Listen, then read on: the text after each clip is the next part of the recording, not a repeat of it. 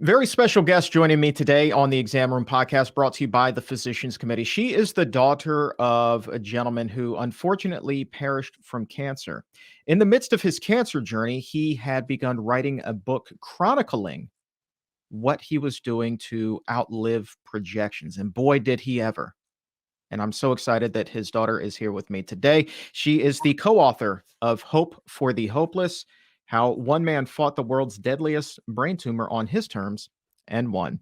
And with that, we welcome Jimmy Blanco to the Exam Room. Jamie, thank you so much for being here. Chuck, thank you so much for having me. I'm so honored to be on here and to share my father's story. I'm just incredibly grateful and happy to be here. Thank you for having me. Absolutely, my pleasure. And in the interest of full disclosure, Jamie and I actually used to work together back in my news days. We were together at the same CBS News Radio affiliate in Washington, D.C. So this one definitely hits close to home. And honestly, when we were working together, Jamie, I had no idea at all about your father's story. Did you talk about that much at all? I didn't. At that point in my life, I don't think I was really ready to share that with a lot of people. And I feel like in some ways I was still sort of in survival mode. But I always knew that my father had written this book about his journey. And it was always in the back of my mind, and it was always on my heart to finish it.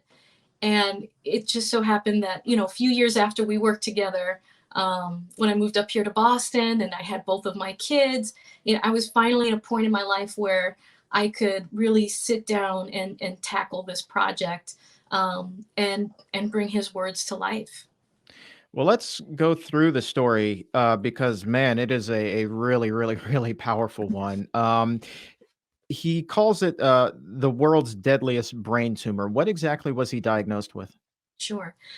So in 1995, my father was a seemingly healthy 36-year-old healthcare worker, and he was diagnosed with a glioblastoma multiforme grade 4. So this is the same brain tumor that took the lives of Ted Kennedy, Bo Biden, and a number of other high-profile individuals who seemingly had access to the best that medicine had to offer, right? And back then, my father, again, 36 years old, 3 young kids, never been a sick a day in his life, was suddenly being told that he had less than 4 months to live, to get his affairs in order, and that there was nothing that he could do, and that this, disease was going to claim his life. And anybody who knows my father, he was a very rough and tumble New Jersey street guy. He had a very big personality, and he worked very hard, and he had singular focus. And when he was presented with essentially this death sentence, Chuck, instead of taking that and being and letting it destroy him, and accepting that this was the end, he decided to prove the doctors wrong.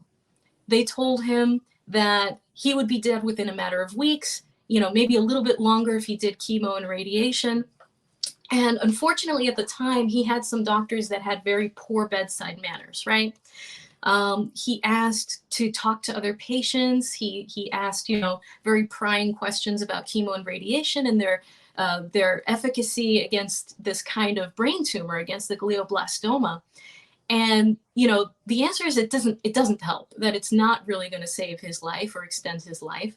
And instead of the doctors, providing him with answers and guidance and letting him talk to other people, they told him, absolutely not. You can't talk to other patients, and they got frustrated with him.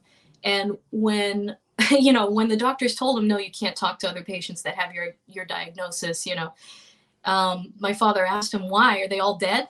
Jokingly. And the doctor, straight face told him, yes, they are all dead. And I think that made it pretty easy for my dad to decide that he was going to forge his own path in that moment.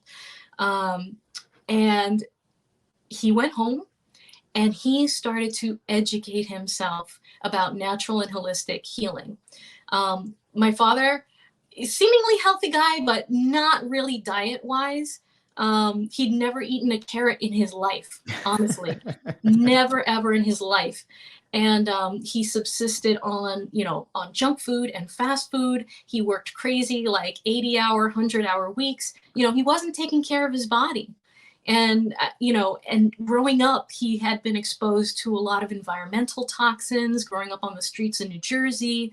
And I feel like there were a lot of reasons there that could have contributed to his disease. But in that time, 1995, right, there was not a lot of information. There was not a lot of information about holistic health, natural eating, natural healing, or anything like that, natural alternative medicines. He did a lot of research on his own. He rejected chemo and radiation. He never did not even a single round of chemo and radiation. But instead, he started to discover authors and go to speaking events. He would, we would go to people's houses, like individually. He would go to individuals and talk to them and glean what they had learned from their own journeys. There was one nice little lady who taught him how to use a juicer. And there were authors that we would go and see, like I mentioned. And I went with my father to all of these events. And he started taking supplements. He radically altered his diet to a far more healthful one.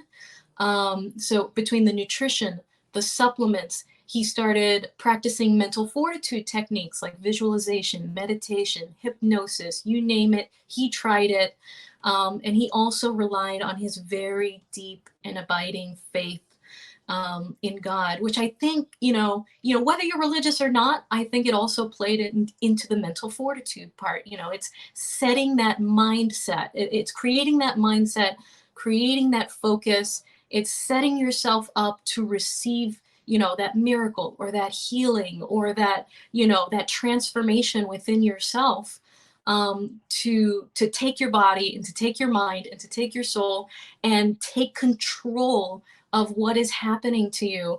And instead of being, a reactive or, having a victim mindset in that way, becoming your own champion. Right. And that's part of what I talk about a lot in the book too, is being the boss of that team that you need to create around yourself that is positive, energetic, and healthful and helpful, right? You don't need a doctor who's telling you that you're going to die and that there are no options and putting you down. You want to find someone who's maybe supportive of your decisions and your journey and what you want to learn about your health crisis. And then bring in that nutritionist, bring in that holistic health professional, whatever it is that you are suffering from. My goal was to bring together useful information and reputable information in one place where people could pursue that kind of information that could pursue the information for making yourself more healthful and leading yourself on that healing journey, because I feel like the healing part is something that is really missing in a lot of healthcare today. All of that is to say, Chuck, as I go on my tangent, all of that is to say, Chuck, my father was given less than 4 months to live. He lived 8 years with this deadly brain cancer. 8 incredible years. That is not to say that he was cured, because I don't believe that there is a cure necessarily for this disease right now, though there are some clinical trials that have proven incredibly exciting right now, particularly out of Duke University with immunotherapy vaccines. But something about what my father was doing for himself in this natural, holistic mind, body, and soul approach that was slowing the progression of this disease. Something about the healthful foods that he was intaking and everything else that he was doing for himself that was priming his immune system, that was giving his body every possible chance to win the fight against this horrendous disease. So yeah, 8 incredible years. And instead of the tumor recurring within weeks, as it normally does, it didn't recur for years at a time. So the first time it was 3 years before it recurred. Then he had an amazing surgeon. Then it was another 2.5 years, another 2.5 years. So something was slowing the progression of that disease. And that is what I take a look at in this book. So it's a little bit of a narrative. It's me setting up my father's story.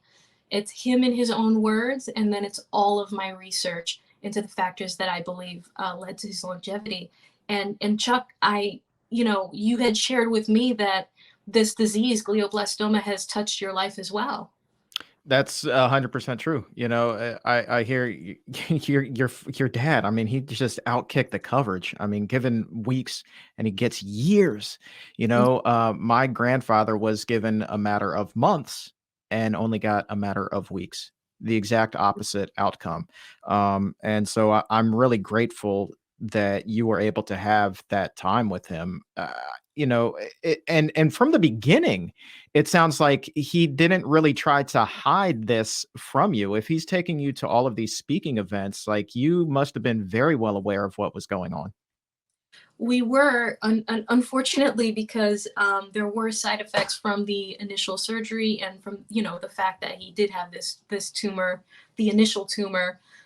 He suffered from frequent seizures as a result. He developed that, and so at home, us kids, he was home alone a lot with us kids. So from a very early age, we became our father's caretaker in a sense when he would have these seizures. And we knew what was happening. And I don't think that he really wanted to show us what it was that he was doing, right? He wanted to show us that the world is not just what people tell you, right? And I think he wanted to show by example who he was and what you could do with the power of nature, the power of God, the power of your mind. And it was really important for him that he left something behind for his kids. Mm. And I remember that very distinctly.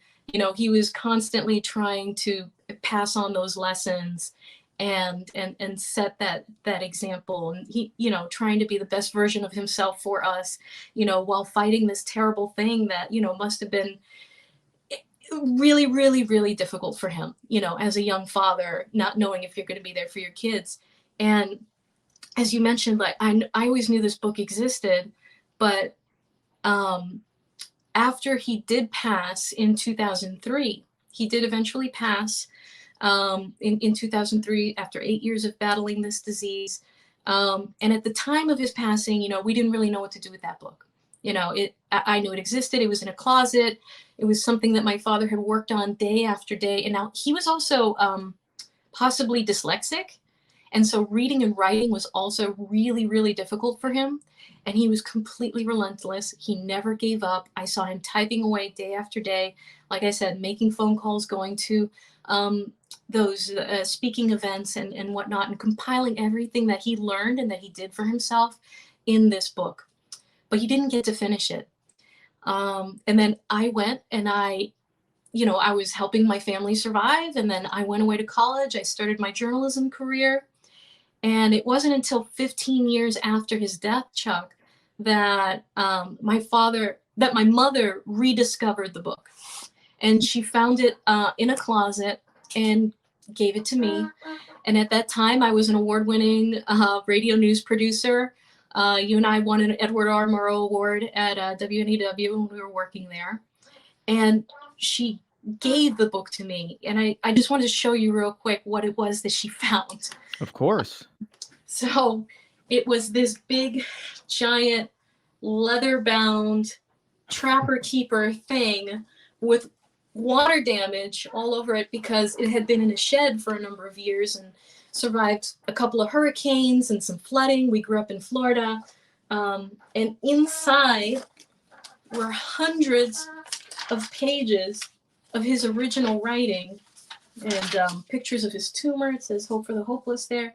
Hundreds of pages of just printouts of his research and his, just telling stories about himself, the supplements and the foods that he had taken and eaten.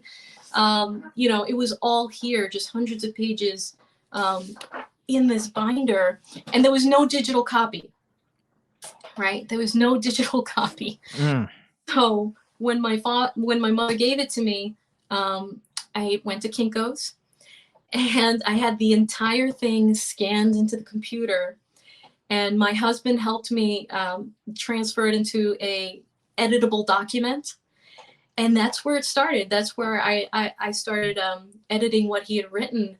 And so, I then, as an adult, got to read what he had written for the very first time. And seeing it through his eyes and through his perspective, everything that he went through and all of the work that he put into it, it was overwhelming. I it bet. was definitely overwhelming and very emotional. Um, No but question. I I, mean, so you know, much research and all of the emotions, and I mean, it's just a heck of a project. I will tell you this though, you were talking about your father being such a strong personality and just so forward about what it is he was going to do. There wasn't really much of a question about what was going to happen here. He just did it, and he wanted to give you that example as his child. And I think it's clear that with you finishing this book, that he did a marvelous job of passing down that type of ethic and those traits to you. And now that you're a mother, that I have no doubt that they're going to reach the next generation as well. I thank you on that. And that is, part of it is honoring his memory. I dedicated myself to finishing this book because there was so much in here that could help other people and that I knew could provide hope and inspiration for anyone that was going through a similar health crisis.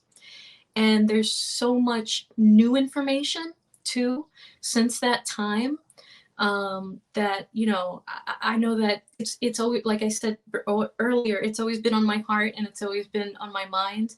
I dedicated myself to completing his work and packing it with as much news you can use.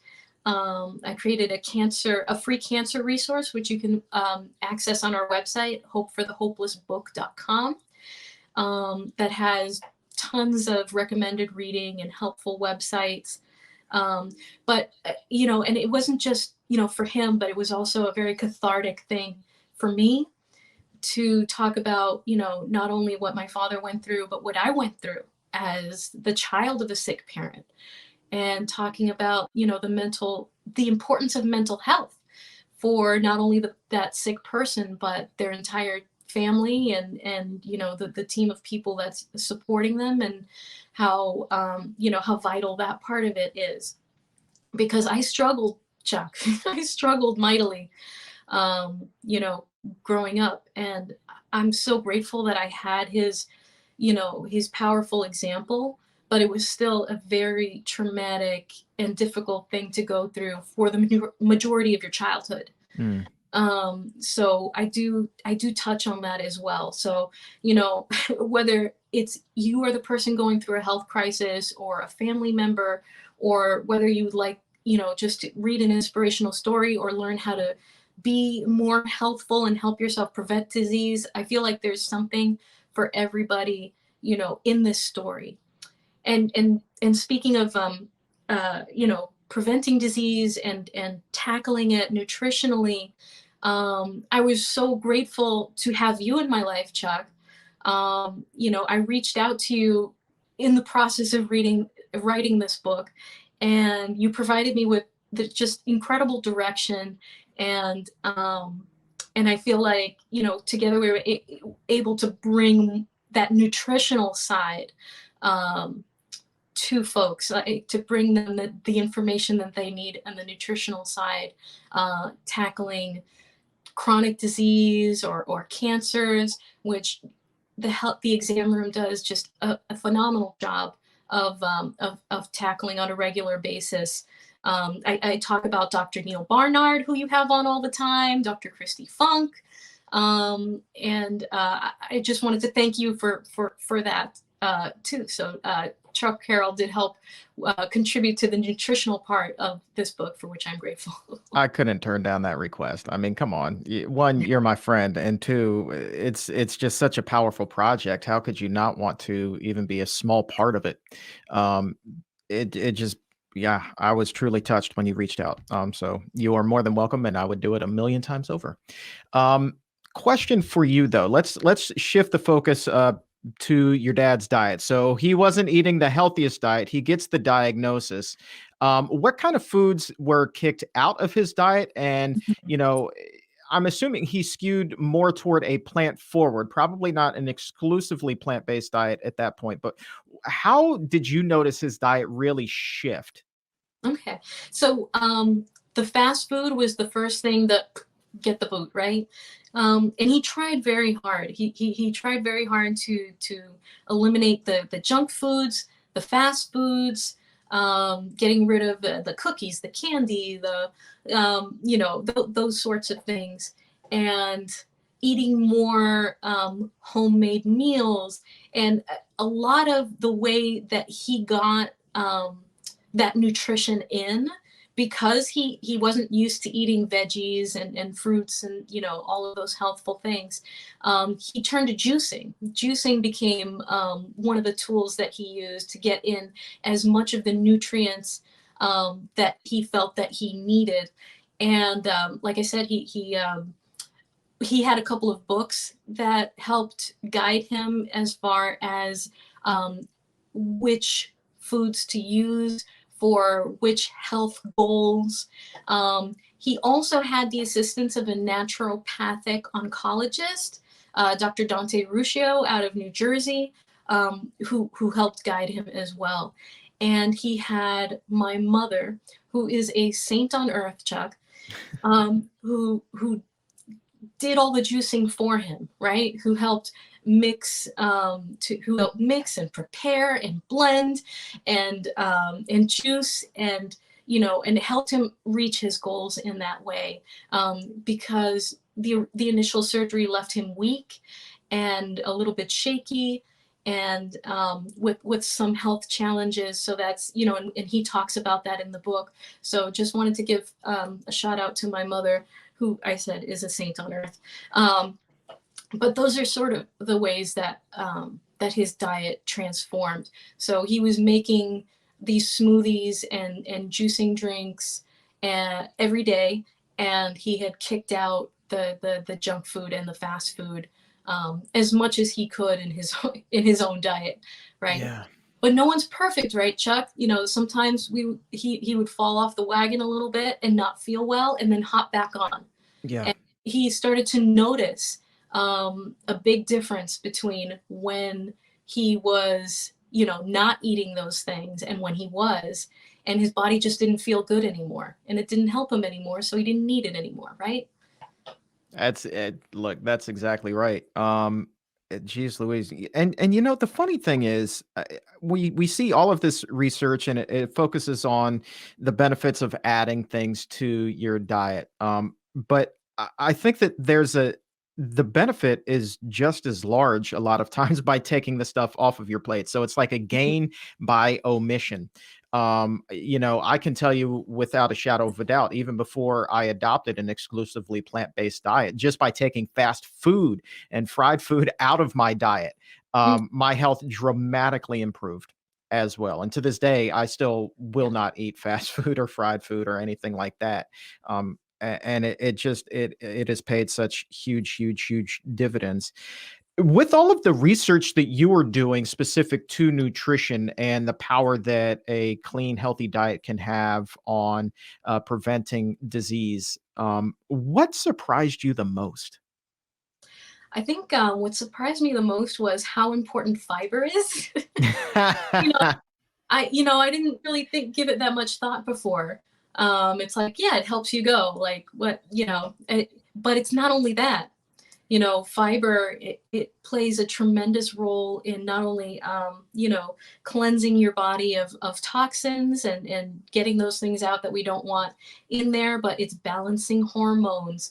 It just plays such a vital role. And depending on what sorts of things that you take in that have fiber, they have additional nutrients, right? Those most fiberful, beneficial foods, like your cruciferous vegetables, or things like flaxseed, they come with added bonuses. Like flaxseed meal, for example, is something that I try to get in my diet every single day. And it comes with lignans, which are a powerful cancer fighter, and they're packed with that and other nutrients that are so rich and vital for maintaining health and fighting disease, if that is something that your body is struggling with.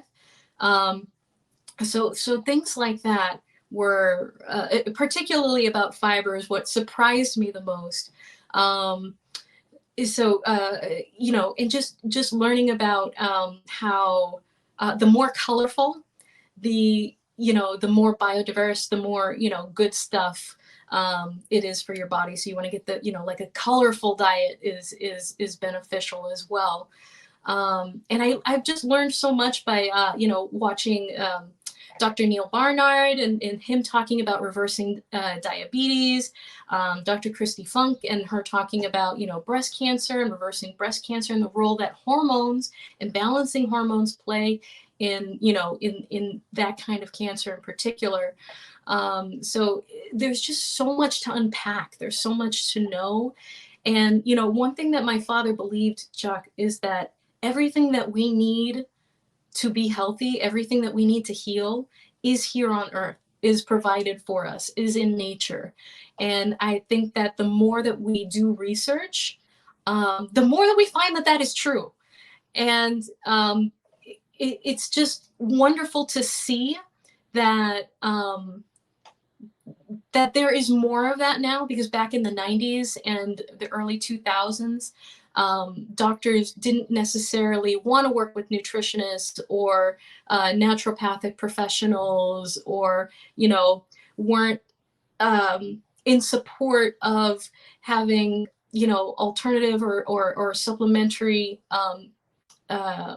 medicine, you know what I mean, by bringing in those methods of treatment alongside the traditional the traditional medicine. But now they work together a lot more, a lot better. So complementary medicine, that's the word I'm trying to remember. So there's a lot more support for complementary medicine. And what I'd really love to see, Chuck, is more like holistic primary care, so that we're not just treating you once you're sick, but that we're educating people from day one on how to live a healthful life, how to address, the things that are bothering them in a holistic way, and not just, throwing pharmaceuticals at things. And, when the core and the root of what is causing a lot of people's troubles, whether it's health, whether it's mental focus, it's what you're eating, it's your diet, it's what you're putting into your body every single day. And a lot, most mainstream doctors don't have the credit hours on. This was something that we were talking about in the book, credit hours on nutrition. So I just would love to see more nutritional education, more of that in like primary care, so that we prevent disease and we help people live more healthful, happy lives, rather than just wait for them to get sick. Amen to that. I could not have said that any better myself, any better. And I love the fact that you're here openly having that discussion, because the concepts that you just mentioned, not necessarily with the audience who's watching right now or listening right now, but certainly to the layperson, the general population, 99.9% of them, it is still a foreign concept that what you put in your body directly impacts your health. And food can be medicine. It can be the very best medicine, or it can really be the worst medicine. And it's a choice that you have to make. And it's one that you can only make once you have that type of education you were talking about. So you Thank have a phenomenal head on your shoulders. The book is absolutely fantastic. There's a link to it right now in the show description or in the episode notes. Hope for the Hopeless, just about as powerful of a read as there possibly ever could be. And it has been so good catching up with you. And I'm so proud of you for finishing this project. I know that it could not have been easy. And, I just, the example that he set for you is abundantly clear. And know that you are setting just as powerful of an example for your children as well. So thank you very much for being here today. Thank you, Chuck. Thank you for those words. And, I hope that this story can bring hope, inspiration, information to anyone who's fighting for their lives right now or a loved one. No one has the right to tell you to go home and die. You are your best self advocate. And I wish you the best of luck. God bless, Godspeed. And I love you. Thank you, guys. If your health IQ is a couple of points higher than it was a few minutes ago, go ahead and like this video or subscribe to the YouTube channel. And to take it even higher, head over to Apple Podcast or wherever you get your favorite shows. Look for The Exam Room by the Physicians Committee. Hit the subscribe button there as well and help to make your world a healthier place.